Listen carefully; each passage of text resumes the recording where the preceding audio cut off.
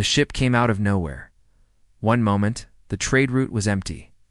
The next moment, a strange vessel appeared in a flash of blue light. It crashed directly into the side of a Korath cargo ship, sending metal and supplies spinning into the void of space. Ambassador. Veleth watched the collision from his diplomatic cruiser. His four eyes blinked in confusion. His long, insect-like arms gripped the console in front of him. In 300 years of serving the Galactic Council, he had never seen anything like this. What species is that? He demanded. His assistant, a small creature with gray skin and trembling hands, checked the database. Unknown, Ambassador. The ship design matches nothing in our records. The metal composition is ... primitive. Very primitive. Veleth leaned forward. The strange ship was ugly. It had no elegant curves, no beautiful lines. It looked like someone had welded boxes together and attached an engine. Yet somehow, it had traveled through hyperspace. That should have been impossible for such a primitive design.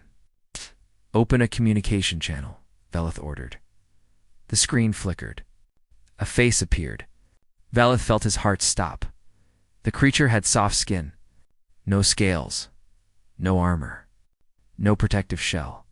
Two small eyes sat in a flat face, covered with strange fur on top. It showed its teeth, and what Veleth assumed was a threat display. "Hello there," the creature said. "I am Captain Park Ji-woo of the Earth vessel Horizon. I am very sorry about the accident. Is everyone on your ship okay?" Veleth did not understand. He had just witnessed this primitive ship crash into a Korath vessel, and the creature was asking about the health of others. Where was the aggression? The demands? The threats? "I am Ambassador Veleth of the Korath Dominion," he replied carefully. "You have damaged a cargo vessel belonging to our people. This is a serious offense." The creature called Park Ji-woo nodded slowly. "Yes, I understand completely. We just discovered faster-than-light travel 6 months ago, and our navigation systems are still not perfect. Please allow us to repair the damage. We have engineers who can fix the hull within a few hours." Veleth's assistant dropped his datapad. 6 months. He whispered. "They discovered hyperspace travel 6 months ago?" Veleth understood his assistant's shock. The Korath had taken 10,000 years to develop hyperspace technology. The Council's oldest species had taken even longer. And this creature, this soft, fragile thing, claimed to have done it in what? A few centuries? Less? "You will come aboard my vessel," Veleth said. It was not a request. "We must discuss this matter in person." Park Ji-woo smiled again, showing even more teeth. "Of course. I would love that. I will bring tea." Veleth did not know what tea was, but he felt a cold feeling in his chest. Something was very wrong here. 1 hour later, Park Ji-woo stood in Veleth's meeting chamber. She was smaller than he expected. Her body looked weak. She had no claws, no fangs, no natural weapons at all. Yet she walked into a room full of armed Korath soldiers without any fear. With her came a male of her species. He was taller, with a calm face and curious eyes that studied everything around him. "This is Lieutenant Kim Tae-ho," Park Ji-woo said. "He is our science officer." "He wanted to meet you very much." Kim Tae-ho bowed his head slightly. "Your ship design is beautiful," he said. "The way you have integrated the power systems with the whole structure is very clever. I would love to learn how you achieved such efficiency." Veleth stared at him. Was this creature complimenting them? "After crashing into their ship?" "You destroyed our cargo," Veleth said flatly. "Yes, and we are very sorry," Park Ji-woo replied. She placed a small container on the table and opened it. Steam rose from dark liquid inside. "This is tea. It is a drink from our planet. Please, try some. It helps with difficult conversations." Veleth's guards raised their weapons. It could be poison. Park Ji-woo looked confused. "Why would I poison you? I just want to apologize and fix your ship." She lifted the cup and drank from it herself. "See, completely safe." Veleth watched her drink the steaming liquid. His assistant scanned it with a device and went pale. "Ambassador, this drink contains a compound called caffeine. It is highly toxic to most carbon-based life forms. She just consumed enough to kill a Korath soldier. Park Ji-woo blinked. Oh, I am sorry. Is caffeine dangerous for you? We drink this every morning. Sometimes several times a day. Veleth felt his legs grow weak. These creatures consumed poison. For pleasure. Every single day.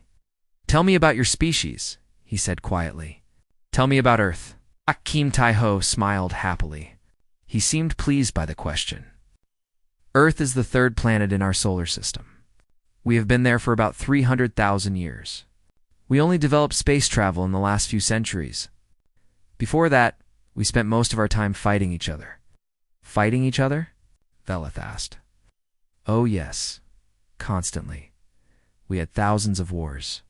Millions of our people died, but we always rebuilt. We always continued. Kim Tae-ho said this as if he was discussing the weather. Now we are united. Mostly, we decided there were better things to do than kill each other. Veleth's mind raced. A species that fought endless wars among themselves. A species that consumed toxic substances. A species that achieved hyperspace travel in an impossibly short time. And now they were here, in the middle of Galactic Council space, offering tea and apologies. What do you want? Veleth asked. Resources. Territory. Power. Park Ji-woo looked genuinely surprised. We want friends, she said simply. We want to meet other species. Learn from them. Share with them. Is that not why you explore space?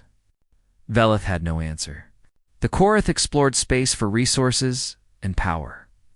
So did every other species in the council. The idea of exploring simply to make friends was alien to him in a way that nothing else had ever been. You may repair the cargo ship, Veleth said finally. Then you will leave. Park Ji-woo smiled warmly. Thank you, Ambassador. I hope we meet again someday. Veleth watched her leave. He hoped they would never meet again. But deep in his heart, he knew that was not possible. These creatures, these humans, were not going to stay quiet in their little corner of space. He sent his report to the council that night. His words were simple. A new species has arrived. They call themselves human. They are either incredibly foolish or incredibly dangerous. I believe they may be both. I recommend immediate observation and caution. Great caution. He did not sleep well that night. In his dreams, he saw those soft creatures with their strange smiles, drinking poison and offering friendship. And somehow, that frightened him more than any weapon ever could. Novin Station floated at the edge of known space. It was a place where species from across the galaxy came to trade, talk, and sometimes hide. Millions of beings lived there. From the smallest insect traders to the largest. Whale-like merchants who swam through the station's water sectors. Han Sung-ho loved Novin Station. The human trader walked through the crowded markets with a huge smile on his face. He carried bags full of items from Earth, coffee beans, chocolate bars, music recordings, and small toys. Aliens looked at him strangely, but he did not care. He was happy just to be here. You want to try coffee? He asked a group of small, furry creatures. It is delicious. Makes you feel awake and happy. The creatures backed away quickly. Word had spread about human drinks. Nobody wanted to consume their terrifying poisons. Sung-ho shrugged and kept walking. He would find customers eventually. Humans always did. In the medical sector of Novin Station, Dr. Yoon Mingi was finishing her shift at the small human clinic. She was tired but satisfied. She had helped 3 aliens today with minor injuries. They had been terrified of her at first, but she had been gentle and kind. And they had left feeling better. Then the alarm started. Red lights flashed across the entire station. Screams echoed through the corridors. Minji ran to the window and saw chaos below. Creatures were falling in the streets. They were shaking, bleeding from their mouths, dying. She whispered. Her communication device crackled. A panicked voice spoke in the common galactic language. Plague outbreak in Sector 7. It is spreading fast. All species are affected. All species except the humans. Please, if any humans can hear this, we need help. We need help now. Minji did not hesitate. She grabbed her medical bag and ran toward Sector 7. The scene was horrible. Thousands of aliens lay on the ground, sick and dying. The disease worked fast, killing within hours. Medical teams from dozens of species stood helpless.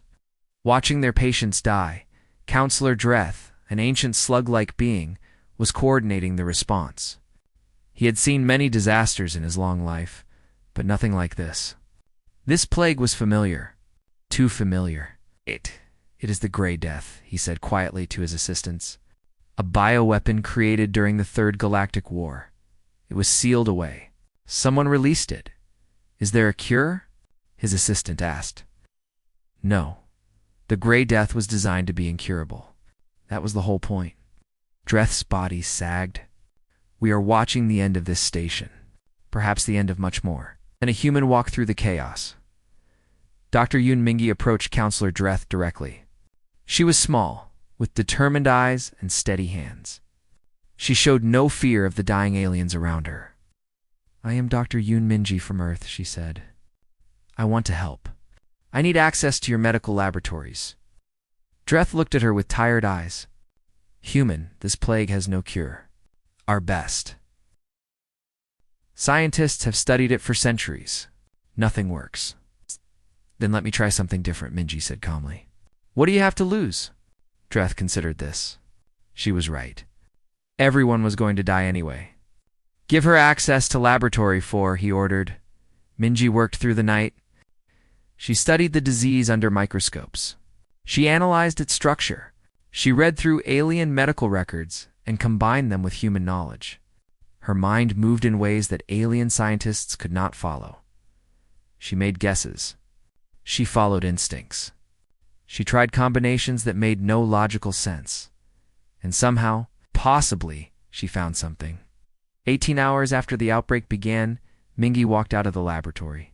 In her hands, she held a small vial of blue liquid. Her eyes were red from exhaustion, but she was smiling. I have it, she said. I have the cure. Dreth did not believe her. That is impossible. The Grey Death cannot be cured. I did not cure it, Minji explained. I convinced it to cure itself. The weapon was designed to evolve and adapt. So I gave it something to adapt to, something it could not survive. Now it destroys itself inside the host body. She injected the first patient.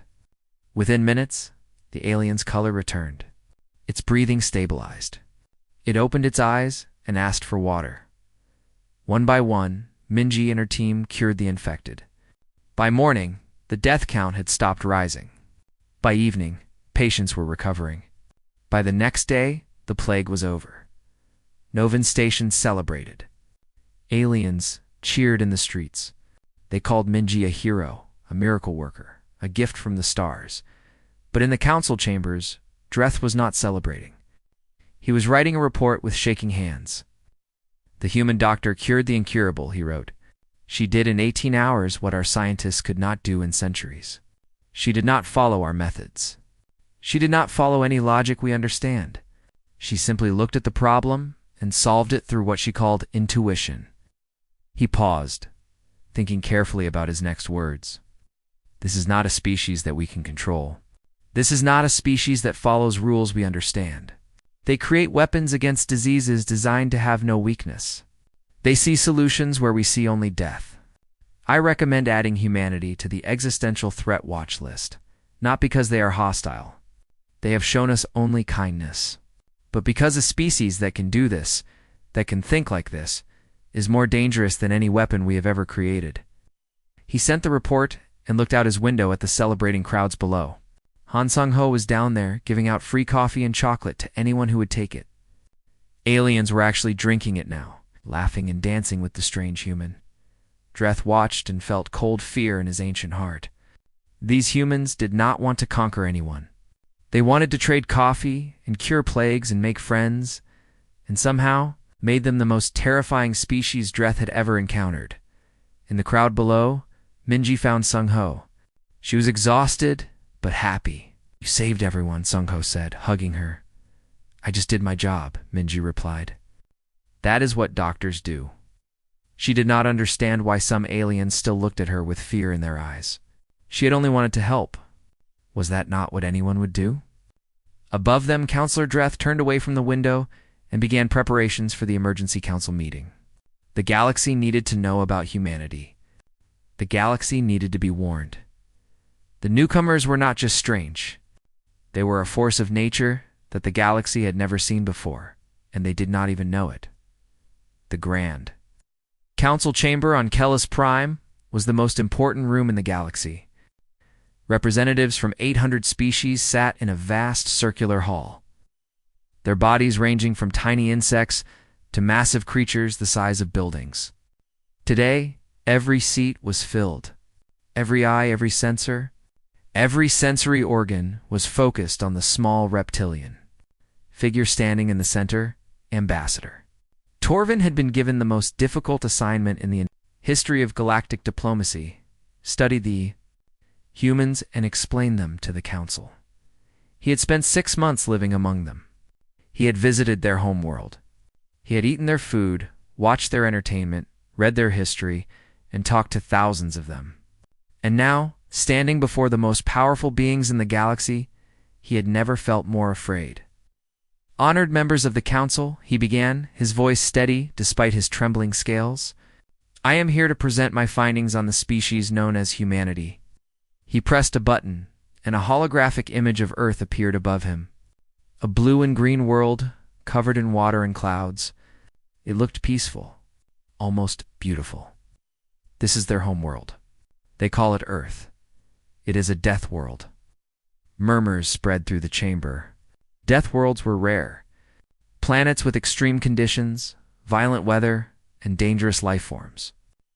Most intelligent species evolved on gentle worlds with stable climates. Earth has extreme temperatures, violent storms, earthquakes, and volcanic eruptions, Torvin continued. Its dominant life forms spent millions of years trying to kill each other, and somehow humans rose to the top. Not because they were the strongest, not because they were the fastest, but because they refused to die, showed images of human evolution. Small, weak creatures standing on 2 legs, facing predators 10 times their size. Humans are pursuit predators, Torvin explained. They do not have claws, or fangs, or armor. Instead, they have endurance. They would chase prey across entire continents, running, walking, never stopping, until the prey simply collapsed from exhaustion. They call this persistence hunting. Several Council members shifted uncomfortably. They also have an unusual ability to form bonds with other species. Observe. He showed images of humans with animals, dogs, cats, horses. These creatures are predators. Some of them could easily kill a human, but humans did not destroy them. They made them into companions, partners. They call them pets. The image changed to show a human child hugging a large dog with sharp teeth. The dog was licking the child's face. They bond with anything, Torvin said. Any creature, any being. They find ways to connect and communicate. It is both remarkable and deeply unsettling. He took a deep breath. Now I must discuss their physical abilities. A chart appeared showing various substances. Humans consume materials that are toxic to most known species. Caffeine, alcohol, capsaicin. These substances would kill or disable a Korith, a Velith, or even a Dren. Humans consume them daily. For pleasure, the chamber was silent. They also heal from injuries that would kill other species. Broken bones, severe burns, lost blood. Their bodies repair themselves with remarkable speed. I witnessed a human soldier recover from wounds that would have been fatal to any of us. He was back on duty within weeks, laughing, making jokes. Torvin showed footage of human wars. Battles fought with terrible weapons. Cities destroyed, millions dead. Their history is filled with violence, he said quietly. They have fought thousands of wars among themselves. They have created weapons capable of destroying their entire planet. They came close to extinction many times. Paused. And yet they are still here. Every disaster, every war, every plague, They survive. They rebuild. They continue.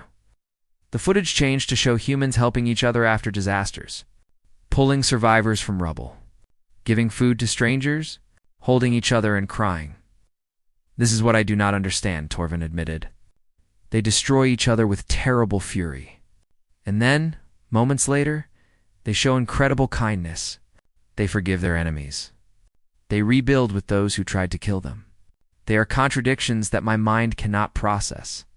He stopped the footage and looked directly at the council. I have studied them for 6 months.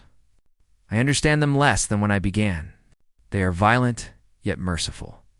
Logical, yet emotional. Fragile, yet unbreakable. They are everything at once, and nothing that makes sense. He lowered his voice.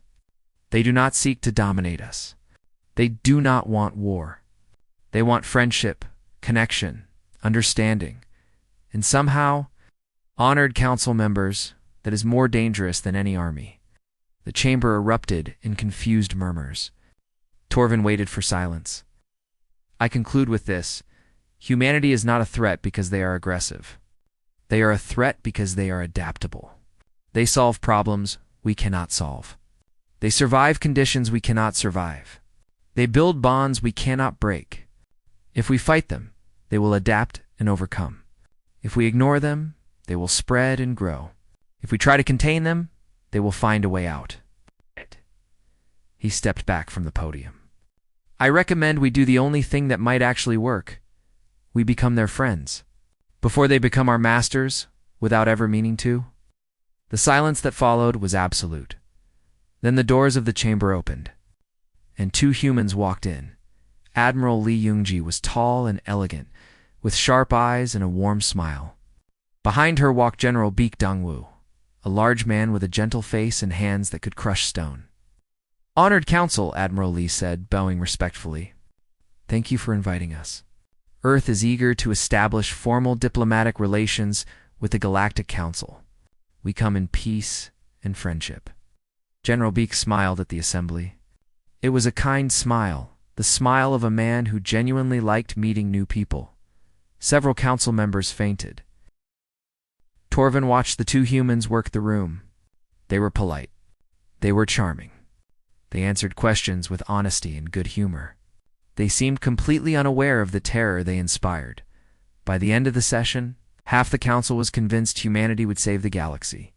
The other half was convinced humanity would accidentally destroy it. Torvin suspected both halves were right. As the humans left, Admiral Li stopped beside him. Ambassador Torvin, your report was very thorough. I hope we can work together in the future. She extended her hand. Torvin knew this was a human greeting, a sign of trust. He took her hand. It was warm and soft and surprisingly strong. I hope so too, Admiral, he said, and he meant it. Despite everything, despite the fear, because if he had learned one thing about humans, it was this. You either joined them, or you got left behind. The galaxy was about to change forever, and the humans still had no idea what they had done. The Galactic Council made a decision. They needed to test humanity. They needed to see what these strange creatures could really do when pushed to their limits. So they arranged a situation. A small human peacekeeping force was sent to monitor a border conflict between the Karath Dominion and the Velith. Swarm. 200 Marines. A simple observation mission. Nothing dangerous, except the Council made sure the humans would be caught in the middle when fighting broke out. They wanted to see how humans would react to overwhelming odds. They wanted to know if the stories were true. Sergeant Choi Yuna received the distress call at midnight. All units. We have incoming. Velith swarm forces approaching from the east. Estimated numbers, 50,000. I repeat, 50,000. This is not a drill. Yuna closed her eyes for exactly 3 seconds. When she opened them, she was calm. She had been in bad situations before. This was just another problem to solve. Everyone wake up, she called to her squad. We have work to do. Private Moon Ji-hoon was the first to reach her. He was young, barely 22, with a round face that always seemed to be smiling. This was his first real deployment, but you would never know it from his attitude. 50,000, he said cheerfully. That is about 250 each. I was hoping for a challenge. Save your jokes for later, Yuna said, but she smiled slightly. Jihoon's humor helped keep everyone calm. She opened a communication channel to all 200 Marines. Listen carefully. The Velith swarm is coming. We are outnumbered 250 to 1. Our mission is now survival and protection. There are Korath civilians in the settlement behind us. We do not leave them. What is the plan, Sergeant? Someone asked why Yuna looked at the map of the area. Mountains to the north. River to the south. Open plains to the east, where the swarm was coming from. The settlement sat on a small hill with old Korath defensive walls. We use the terrain, she said. Funnel them through the choke points. The river crossing and the mountain pass. They have numbers. We have position.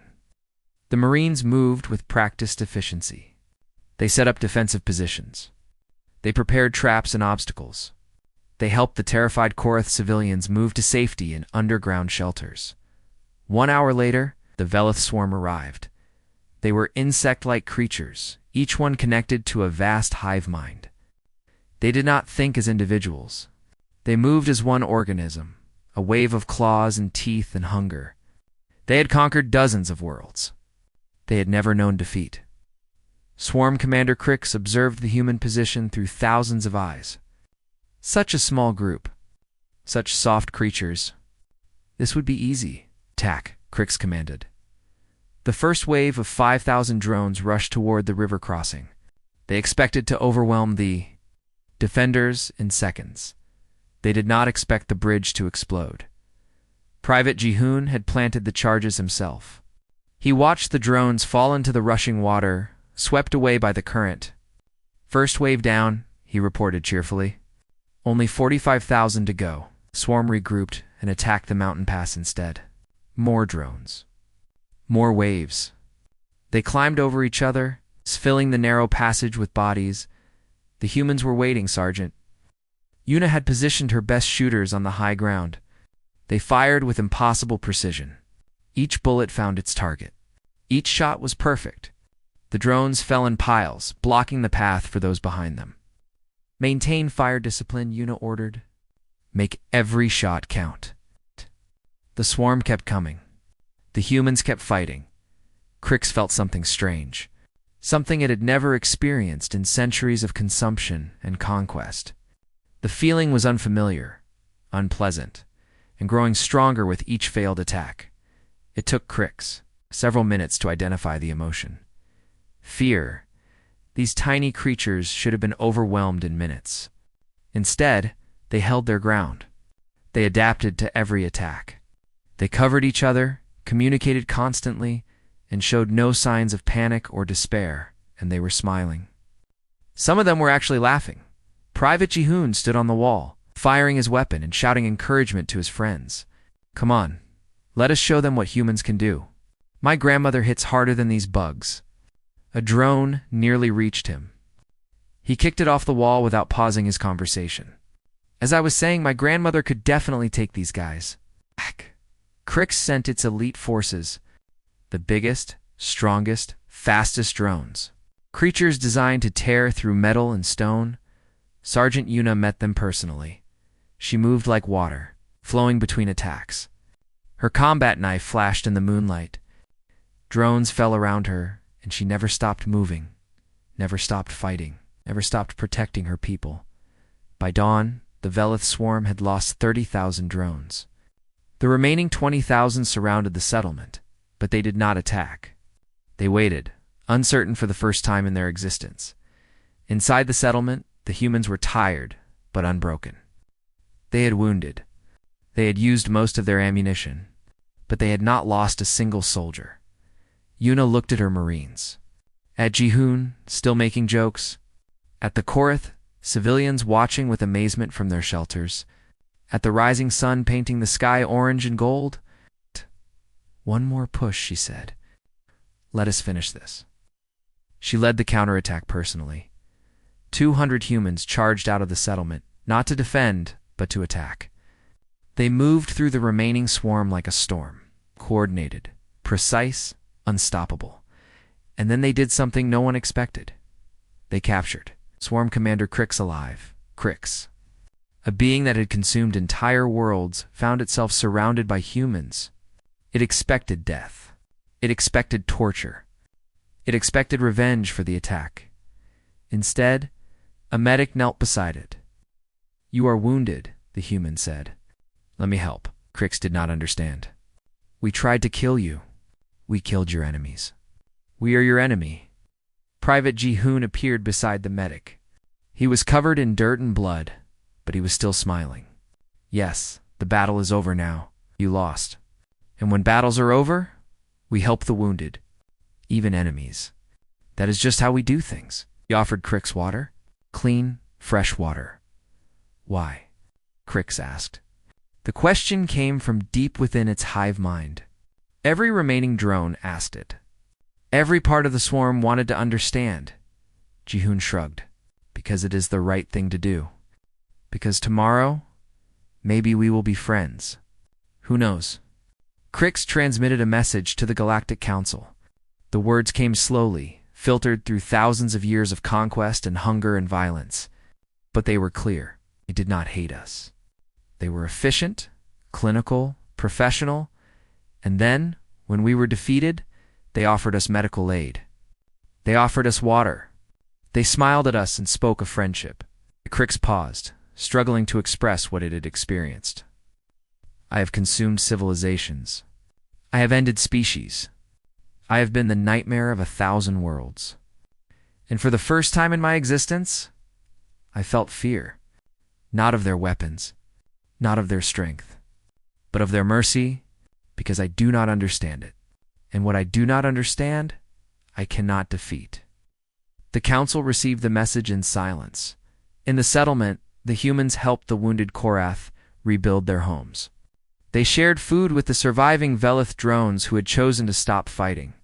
They laughed and told stories and treated everyone like old friends. Sergeant Yuna sat on the wall watching the sunrise. Ji-hoon sat beside her. "You think they will stop being afraid of us now?"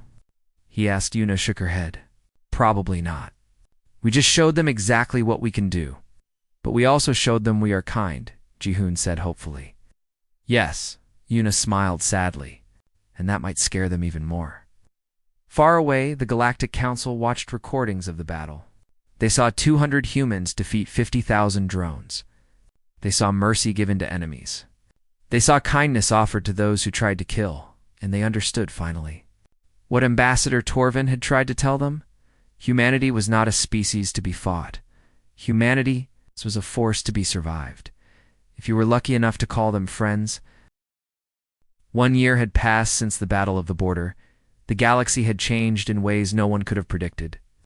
Humanity had been granted a permanent seat on the Galactic Council, not through conquest or threats, but through something far more confusing, pure. Relentless competence and kindness. Ambassador Torvin walked through the streets of Kellis Prime, the capital world of the Council. He had been assigned permanently to humanity, a job that terrified him daily, but also fascinated him in equal measure.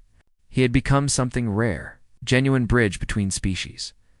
The streets looked different now. Human coffee shops had opened on every corner. Alien children wore clothes with human characters printed on them. Human music played from speakers in the marketplace. A group of young Korath were learning to play something called basketball, badly but enthusiastically. "K, Torvon," a voice called out. He turned to see Han Sung-ho, the traitor he had first met on Novin Station. Sung-ho was now one of the most successful merchants in the galaxy, not because he was ruthless, but because everyone liked him. Sung-ho Torvon greeted him. "How is business?" "Wonderful. The Velith swarm has discovered chocolate. They are ordering 10,000 units a week. Can you believe it? Former enemies buying chocolate." Sung-ho laughed happily. "The galaxy is a strange place." "It was strange," Torvin agreed. The Velith swarm, once the terror of the galaxy, had signed a peace treaty with humanity. Commander Crix had personally requested to learn human cooking. Something about the mercy shown on the battlefield had, broken through centuries of hunger and violence, Torvan continued walking toward Earth's embassy. The building was new, built by human and alien architects working together. It was neither purely human nor purely alien in design. It was something new, something that had never existed before. Inside, he found Admiral Park Ji-woo, now the highest-ranking human in the military. She looked older than when they had first met, but her eyes were just as sharp, and her smile was just as warm. "Torvan," she said, rising to greet him. "Thank you for coming. We have good news." Dr. Yoon Ming-gi stood beside her. The doctor had become head of the new Galactic Medical Initiative, a project that sent human medical teams throughout the galaxy to help with diseases and plagues. "We have cured the Dren sleeping sickness," Minji announced quietly. "Another incurable disease, now curable. The treatment will be distributed free of charge to all council members." Torvan nodded. Of course it would be free. Humans did not understand the concept of profiting from the suffering of others, or rather they understood it and simply chose not to do it. "The council has asked me to give the annual report on humanity," Torvan said. "I must present my findings tomorrow." Admiral Ji-woo smiled. "And what will you say?" Torvan had been thinking about this question for months. He had watched humanity for over a year now. He had seen their best and their worst. He had celebrated their victories and mourned their losses. "I honestly do not know," he admitted. "Every time I think I understand you, you do something that surprises me." Dr. Minji laughed softly. "We surprise ourselves sometimes." Torvan left the embassy as evening fell. He walked through the city, watching humans and aliens interact. A human child was teaching a young Korath to ride something called a bicycle. A Velith drone was helping an elderly human carry groceries. A group of mixed species sat at a cafe. Arguing loudly about something called football, he found a small coffee shop and ordered the bitter human drink he had grown to love, despite knowing it could kill most species in the galaxy. He sat by the window and wrote his report. "Have studied humanity for 1 standard year," he wrote. "I understand them less than when I began, but I no longer think this is a weakness in my analysis. I think it is the point." He paused, watching a human family walk past the window. Parents holding hands with their children, laughing at some private joke. "Humans are contradictions," he continued. "They are violent and peaceful, logical and emotional, selfish and generous. They are everything at once, and they somehow make it work. They do not fit into any category we have created. Perhaps we need new categories." A small human child entered the coffee shop with her mother. The child noticed Torvan and stared at him with wide eyes. Most alien children were taught to fear humans. This child had clearly been taught no such thing. "Lo," the child said. "You are a lizard person." "I am a Dreth," Torvan corrected gently. "I drew a picture today," the child said. She reached into her bag and pulled out a piece of paper. "It is for you." Torvan looked at the drawing. It showed a crude figure of himself surrounded by human figures. They were all holding hands under a bright yellow sun. At the bottom, in messy letters, the child had written, "Friends." He stared at the paper for a long time. "Thank you," he said finally. His voice was strange, thick. The child smiled and left with her mother. Waving goodbye, Torvan sat alone with the drawing. He thought about everything he had witnessed. The fear, the confusion, the wonder, and now this. A small piece of paper from a small human child. Offering friendship as simply as breathing, he added one final paragraph to his report. "I have asked myself many times what humanity's greatest power is. Is it their endurance? Their adaptability? Their problem-solving abilities? Their capacity for both violence and mercy?" He looked at the drawing again. "I believe I finally have the answer. Humanity's greatest power is that they make you want to be their friend. Not through force, not through manipulation, but simply by being themselves. They offer connection and warmth and belonging to anyone who asks, and sometimes to those who do not even know they are asking." He finished the report with a simple conclusion. The galaxy feared humanity because we did not understand them. But understanding was never the goal. Connection was. And humanity offers that freely, without conditions, without demands. They just want friends. He saved the report and looked out the window at the city lights. We became their friends, he wrote, almost as an afterthought. And somehow, against all probability, that was exactly what we needed. The next day, he presented his report to the council. He showed them data and analysis and carefully reasoned arguments. But he also showed them the drawing. The council members looked at the crude picture of a reptilian. Aliens surrounded by smiling humans, all holding hands under a yellow sun. This is what humanity offers us, Torvin said. Not domination, not conquest. Just this. Friendship. Drawn. In colored wax by a 6-year-old child who saw me as a potential friend rather than a strange alien, too. Fear. He looked around the chamber at the gathered representatives of 800 species. The question is not whether humanity will change the galaxy. They already have. The question is whether we are wise enough to accept what they are offering. The vote was unanimous. Humanity was officially welcomed into the galactic community. Not as a threat to be managed. Not as a power to be feared, but as friends. That evening, Torvin returned to the coffee shop. The same child was there, and she ran up to him immediately. Oh. Did you show them my picture? She asked excitedly. I did, Torvin said. The whole council saw it. And did it work? Are we friends now? Torvin looked at her bright eyes, so full of hope and innocence. And he felt something the Korath had no word for. Something humans called belonging. Yes, he said. And for the first time in his long life, Torvin smiled. We are friends now. The child cheered and hugged him. Her small arms could barely reach around his large body, but she held on tight anyway. And Torvin, who had spent his entire career studying species and cultures and politics, finally understood the simple truth that humanity had been teaching the galaxy all along.